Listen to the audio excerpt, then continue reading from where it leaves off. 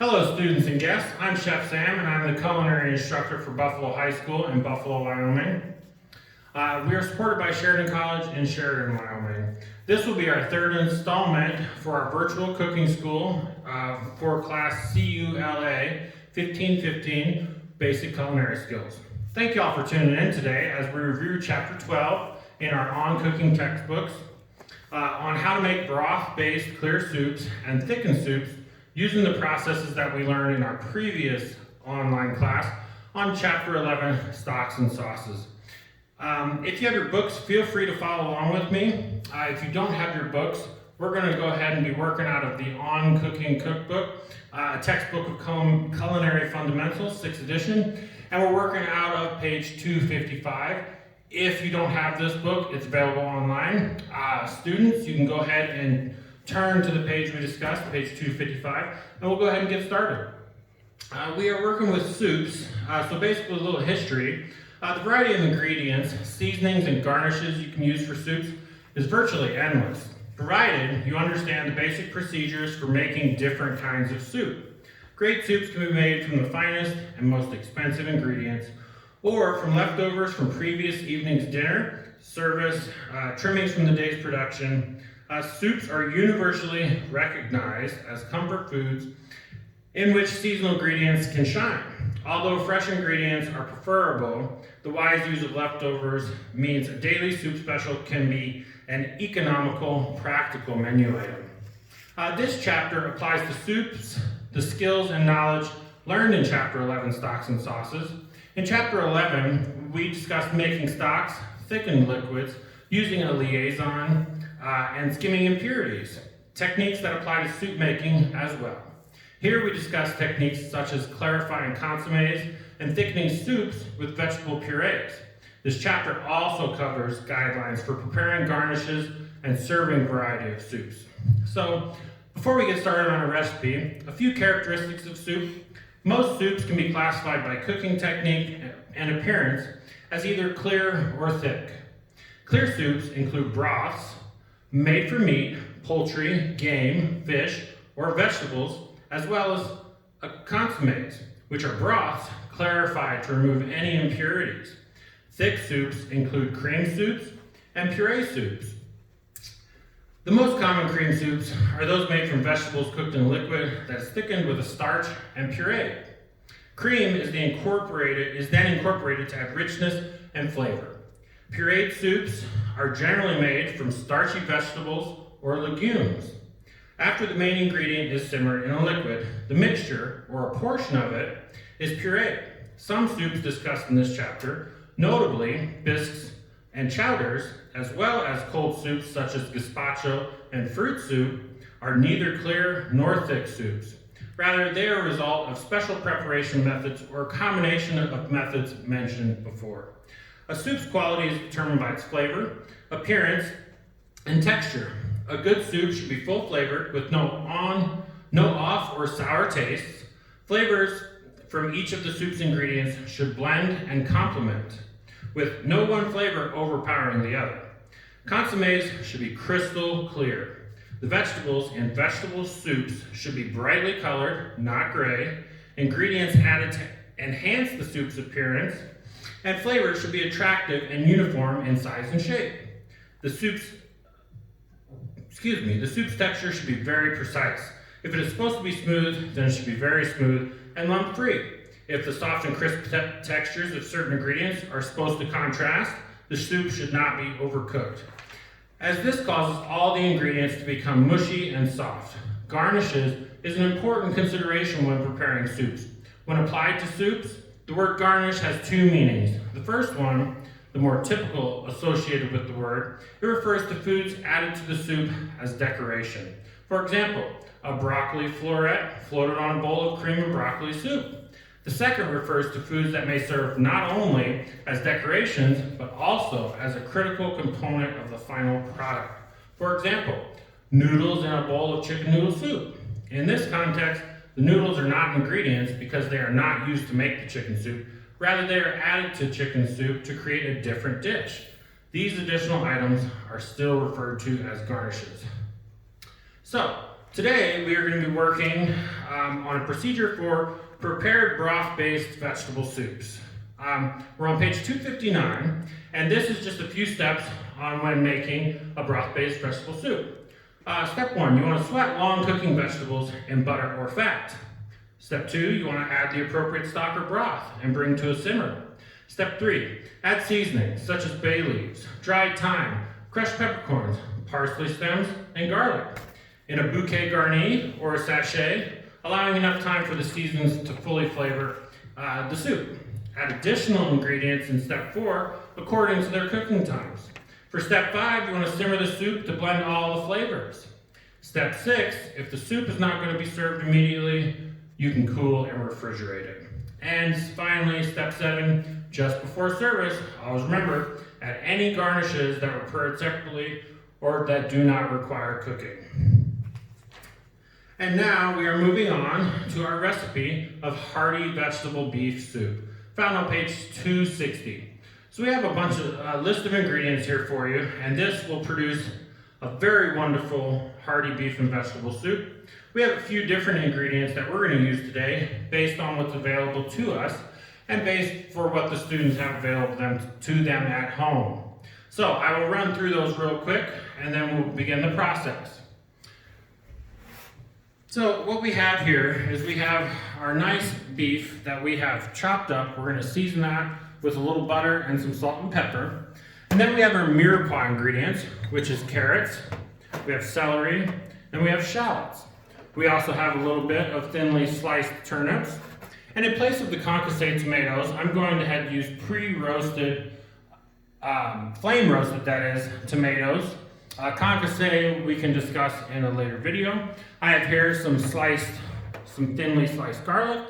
And then in place of my bouquet garni, which is typical these days, I went ahead and picked a selection of dried herbs. We have some pepper in here, oregano, thyme, and parsley, and a few bay leaves. So after the cooking process, you'll just want to remove the bay leaves so that way you don't accidentally eat them, but the rest can stay in the soup. And then we have some salt and pepper and some more finishing herbs of oregano and thyme. And then finally, our roasted vegetables. And I pre-roasted these vegetables for us today. We have cauliflower, sweet potato, carrots, red onion, and some Brussels sprouts, which should really give it a nice flavor. And then top that off with some zucchini. So what we're gonna go ahead and do right now is we are gonna get this pot going. And I've already heated up my beef broth and I mixed that with a little vegetable broth just to increase its real hearty flavor since we're using both of those ingredients. And we're gonna leave that on the simmer. So in our pot, we're gonna pour a little bit of our fat. And we just want enough to coat the bottom because we're gonna sear the beef first and then we're gonna sear our vegetables. So we're gonna go ahead and engage our fuel and we're gonna light that to make sure it comes on. Once we have flame, we're good. So while that is coming up to temperature, we're gonna go ahead and pour the remainder of our butter over our beef. And then we're gonna set that to the side. We're gonna get our salt and we can add quite a bit of salt to this because beef can handle quite a bit of seasonings. And then we're gonna add some pepper just to get some nice flavor to it. And then we're gonna set that to the side. We wanna go ahead and toss this just to evenly distribute the spices. And then add this to our pot with our butter that is hot. And as we drop that in, you can hear the nice sear, which is what we wanna hear. So don't forget, anytime you get your gloves contaminated, go ahead and remove your gloves. And then go ahead and add some more gloves when the time is appropriate. What we're gonna do here is we're just gonna let this simmer, or excuse me, saute, to get a little bit of nice color to it. Just be careful that things will get hot. Always keep an oven mitt by or a dry towel that you can grab things.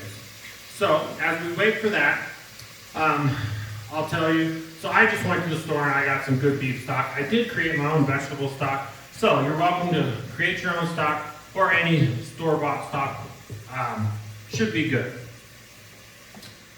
So while that's simmering, we're going to discuss a few things. So I've listed a mise en place for each of the items in the original recipe. So you want to make sure that you peel your onions, carrots, and celery and chop them into small dice for what is called a mirepoix. Basically, the longer a soup's going to cook, you can go larger. For our cases, we want this to cook quicker, so we're going to do small uniform shapes. As far as the turnip, wash and peel the turnip, chop it however you desire. I went ahead with that thinly sliced as I showed you before. Then you want to peel and chop the garlic. Garlic's up to you. I like to thinly slice it myself. Just gives you a little bit more punch when you bite into it. Then you want to cut the beef, get that nice and small so that way you can get a good sear on the outside edge. Then you want to prepare your herb sachet. And remember, if you aren't familiar with the sachet or a bouquet garni, it's basically your fresh herbs tied in a cheesecloth, and then you would simmer that in the soup and remove it before your final product. But today, for the purposes of what we have, we're just going ahead and use the herbs as they sit. Then you're going to go ahead and get your vegetables together that you would like to use, and we're going to go ahead and pre-roast those off. So we changed it up a little bit for the purpose of this recipe, but I think the roasted vegetable really adds a nice flavor to it. And then, while everything is simmering, you can get your concassé ready. So instead of the concassé, as I said before, because of what our students have access to, we went ahead with a pre-roasted tomato. So concassé is basically, you want to boil some water, slice the tomato around the edge, and then you want to drop it in boiling water for about 20 seconds. Then you want to have an ice water bath on site, and you take that out with some tongs so you don't burn yourself, and then drop that in ice water. And what's going to happen when it cools, the peel of the tomato is going to easily come off, and then you won't have all that peel in there. So if you have the ability to do that, go ahead. And then finally, we're going to have some more chopped oregano and thyme for the final dish. So what we're going to do here is in a soup pot, we're going to sweat. Actually, we're going to change this up a little bit, and we're going to go ahead and sear our beef. So that's basically done. Now what we're going to do is we're going to go ahead and add all of our vegetables that need to saute. So at home, you can go ahead and do that now. Now we're going to go with our carrots. We just did our celery. Now we're going to do onion, and I prefer shallot, so I went ahead with shallots today. But you can use an onion of your choice. We're going to add those in. And then the turnip as well, because each of these vegetables is a little bit more sturdy and they can handle some saute time. But that way they will really incorporate the flavors of the beef as they cook. We'll give that a quick stir. And this is the appropriate time as well to add your garlic. So we're going to go ahead and add our garlic. And if you're here right now, you'd really smell some fragrant, wonderfully smelling vegetables as that heat is sauteing. Remember, students, always check your heat to make sure your flame is still going. If not, remember, take your pot off, set it to the side, pull out your empty fuel canister, replace your fuel canister, and then fire it back up.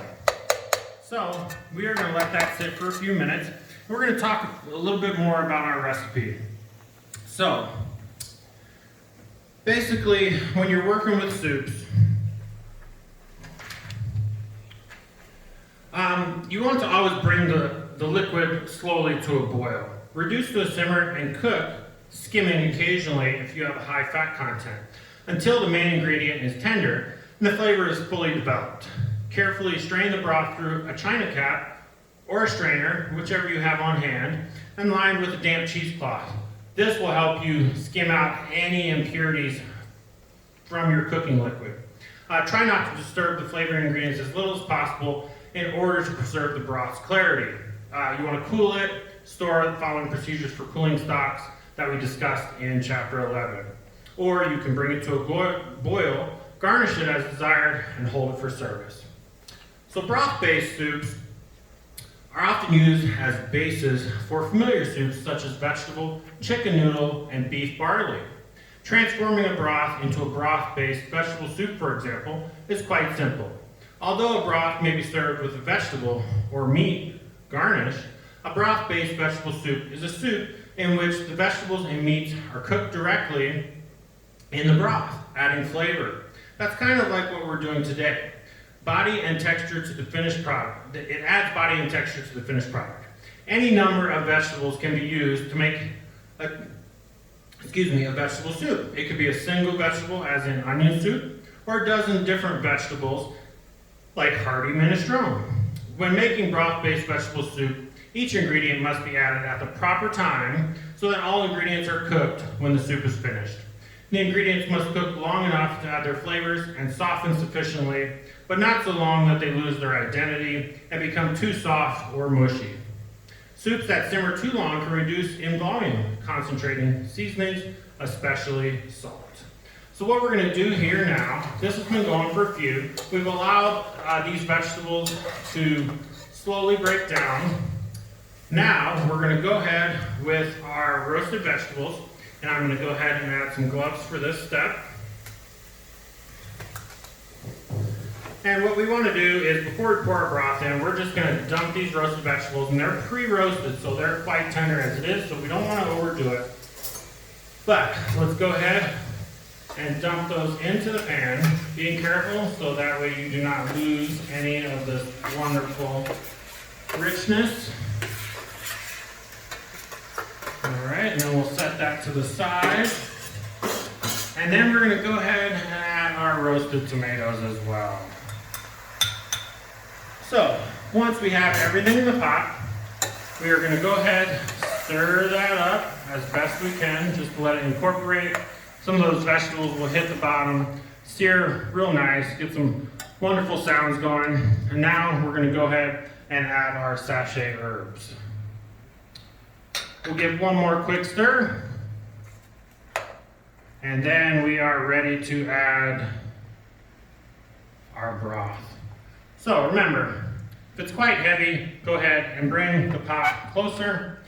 We are going to want to use a ladle, and we're going to slowly just add a little broth in at a time until we get the liquid down enough in our broth pot so we can comfortably pour it so we do not make any messes and risk injury. So we'll do a little bit more. We'll go ahead and return that to the heat.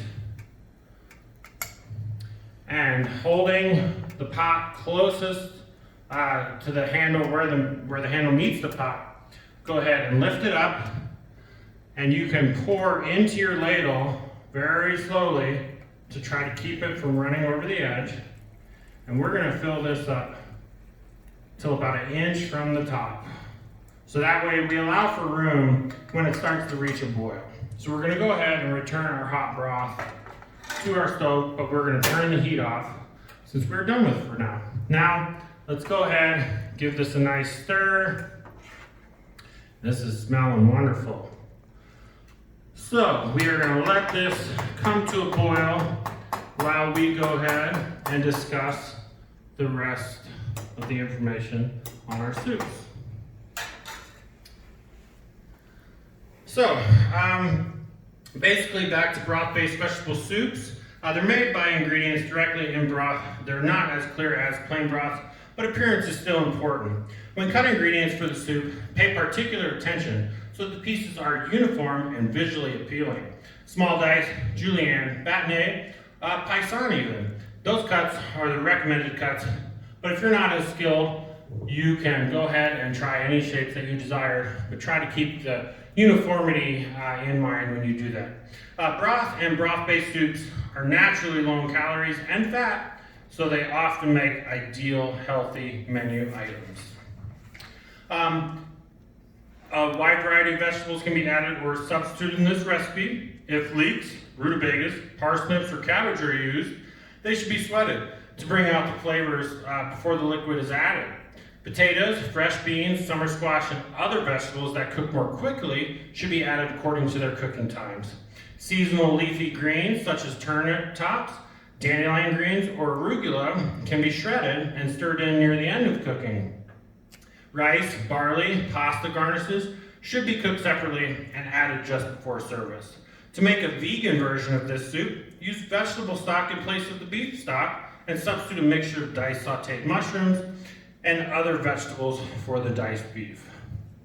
So, we've got a pretty good hot soup here, and we pre-roasted a lot of vegetables and everything else has been allowed to simmer. So I think we can go ahead and finish off with our seasonings.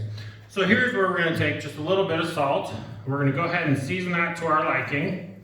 And then we're going to add a little bit of pepper. And then towards the finishing of the stock, or the soup, excuse me, the hearty beef and vegetable, we're just going to add a pinch of our oregano and our thyme. We will set these to the side for use later. And what we have here is our service bowl and plate, and we're going to go ahead and give this a quick taste to make sure the flavors are what we're looking for. Remember, it will be hot, so be careful. All right, that is tasting quite good. I'm going to do a little bit more salt, and I think we're right where we need it to be. We're going to give that a nice stir. And I think we're ready to go. So, for plating, we want to go ahead and turn our fuel off and disengage the fuel as well, so we don't have any accidents. Now, we're going to grab our bowl, come with our ladle, and we're going to go ahead and scoop way down there to get as many vegetables as we can. We're going to place that in the soup. We're going to go ahead and get another one, and this time we can grab a little bit more broth. And then let's go ahead, push down just far enough to get some broth in your ladle, and we'll go ahead and finish that on top. There we go. And remember, we want to wipe our edges just to make it a little nice. And we're just going to garnish. At this point, you would want to garnish with some fresh herbs, but for the purposes of this video, just a nice little touch of dried oregano. And there we go. We have our hearty beef and vegetable soup brought to you today by Cooking with Chef Sam. Thank you for joining us for another class, and we will see you next time for our discussion and presentation of thick soups. I hope that you enjoyed this instructional video, and we will see you next time on Cooking Basics with Chef Sam.